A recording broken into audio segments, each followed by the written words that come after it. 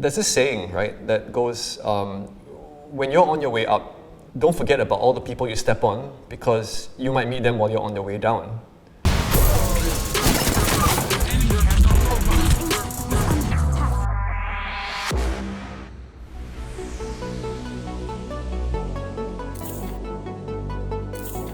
Hi, I'm Gad. I'm the creative director for esports team PaperX. We're a team based in Singapore with players from all over Southeast Asia. We specialize in this game called Valorant by Riot Games.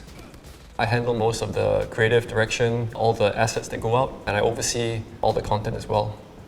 Well, I started playing this game called Half-Life when I was younger, and I competed in the World Cyber Games for Team Fortress 2. When I explained to my parents, I'm playing this computer game, their reaction would be like, will you be able to support yourself with this? Why are you wasting time doing these frivolous activity when you could be studying? And I think this is the common stigma you see among especially Asian parents when it comes to gaming in general. When parents look at things, they look at like, hey, why don't you just be a lawyer or a doctor? Something that I can relate to. There's always this question of what is it that you're doing that isn't yet fully defined. But as we define what it means to have a profession in an industry that hasn't yet been fully developed, or a job title that hasn't been created yet, it's harder to see this aspect. I think esports, or competitive gaming as you put it, is in that phase now where we haven't yet defined what it really is, and the professions that may come after are yet to be created. I have a 5-year-old daughter, and I've just started teaching her how to play Minecraft. Some of the good things that can come out of this is hand-eye coordination. You start to develop a sense of motor skills development, patience, problem solving. How do you assemble a certain object? You need a certain amount of wood or certain amount of another element to put it together, and you can develop tools from these things. I think these are tested skills that come along with certain kinds of games and with proper nurturing. Sitting next to them and teaching them, like, okay, this is how I would solve it, now you go and do it.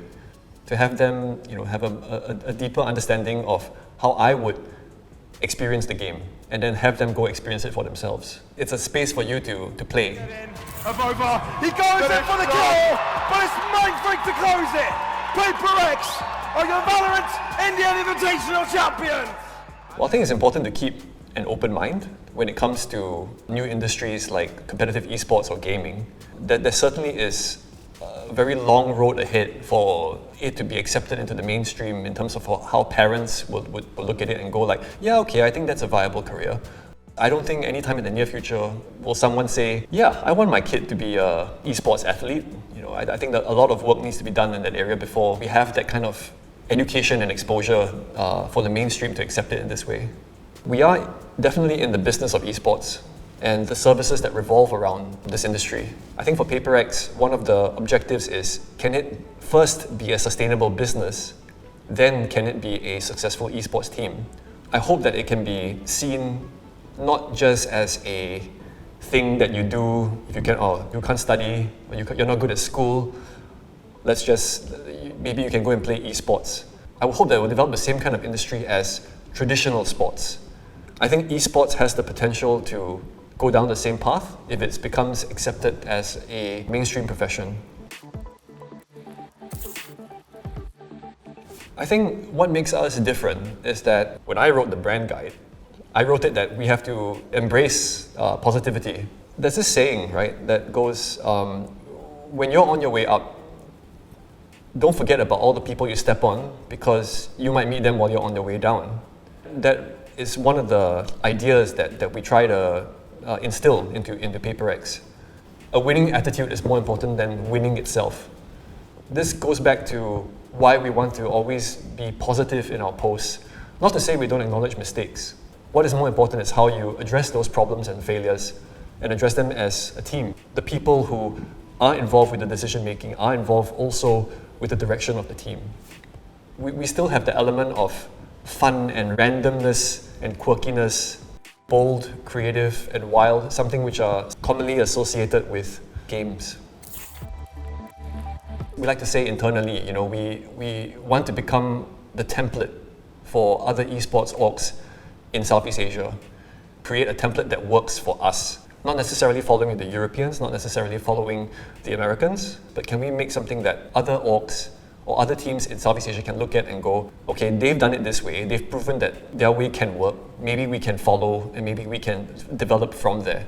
As for my dreams and hopes for PaperX, my aspiration for PaperX, well, firstly, I hope we can win a championship someday. We've come close. We've got to the grand finals, but we finished off second place. I don't think that's good enough for any of our players. So I think one day we want to win and lift the trophy. But in terms of us as a organization or as a team, as a business, I hope this isn't a flash in the pan. I think all our founders are very passionate people and they're very logical people. They can keep going down this path of how do we make this sustainable? How do we not run out of money? How do we keep this business going to make it sustainable so that we can nurture a culture of winning teams? Map set, PaperX, our inaugural VCT Pacific champions. We have crowned a new king.